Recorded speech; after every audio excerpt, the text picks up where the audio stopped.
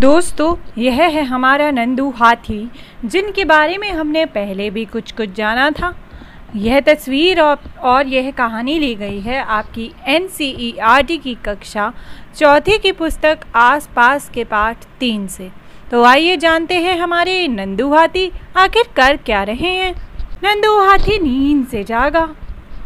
सूरज आसमान में चमक रहा है। उसकी गर्मी अब तेज़ होने लगी है। देखिए कैसे स्माइल करता हुआ सूरज यानी सन जो है वो आसमान में चमक रहा है और अब उसकी गर्मी जो है वो तेज़ होने लगी है। नानी माँ ज़ोर से चिंघाड़ी। क्या आपको भी नानी माँ की आवाज़ सुनाई दी? ध्यान से सुनिए।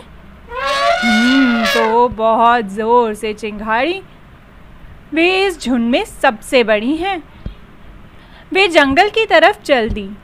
बाकी सभी हथिनियों ने नानी माँ को जंगल की तरफ जाते देखा तो वे सब भी उनके पीछे चल दी और नंदू भी।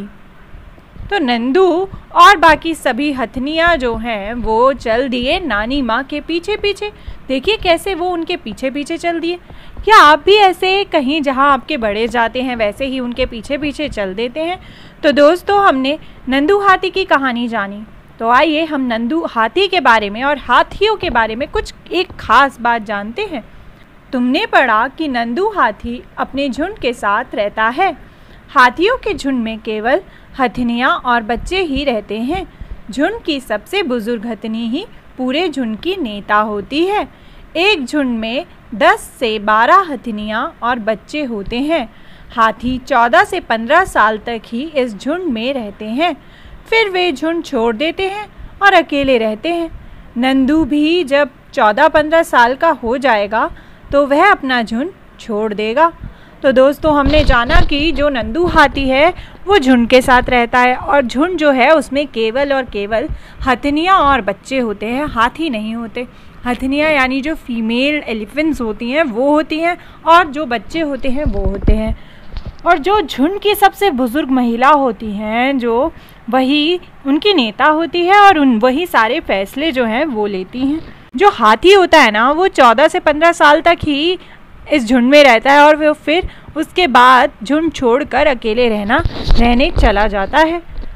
तो दोस्तों, अगर आप नंदू होते और झुंड में रहते तो क्या क्या करते? हमने देखा कि नंदू सोकर उठा और वो अपने झुंड के साथ जंगल की ओर चल दिया और वह अपने झुंड के साथ बहुत कुछ करता है, बहुत कुछ मज़े करता है और इधर उधर घूमता है, जंगल की ओर भी जाता है। अगर आप नंदू होते और आप एक झुंड में रहते तो आप क्या करते? सोचिए, क्या आप भी किसी समूह में रहते हैं और आप उस समूह में क्या करते हैं? जैसे मैं तो अपने परिवार के साथ मिल बांट कर खाना खाती हूँ और कभी कभी साथ में खाना पकाते हैं, गेम्स खेलते हैं, इसी तरह से बहुत मज़े करते हैं और कभी कभी लड़ते भी हैं। तो आप अगर झुंड में रहते नंदू हाथी की तरह तो आप क्या करते?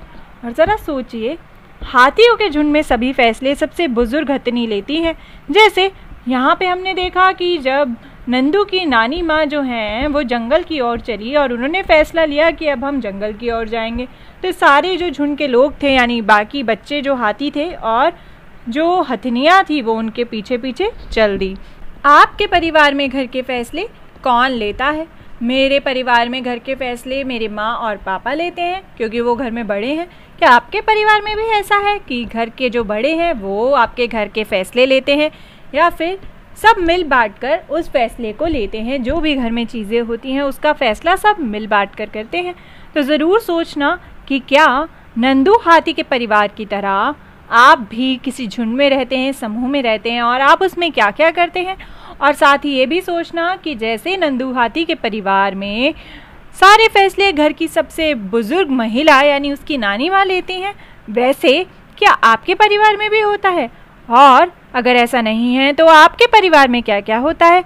क्या ऐसा और कुछ भी है जो नंदू हाथी के परिवार में होता है और वो आपके परिवार में भी होता हो? ज़रूर सोचना इस बारे में और अपने आसपास देखना कि और जानवर जो हैं वो अपने झुंड में समूह में किस तरह रहते हैं।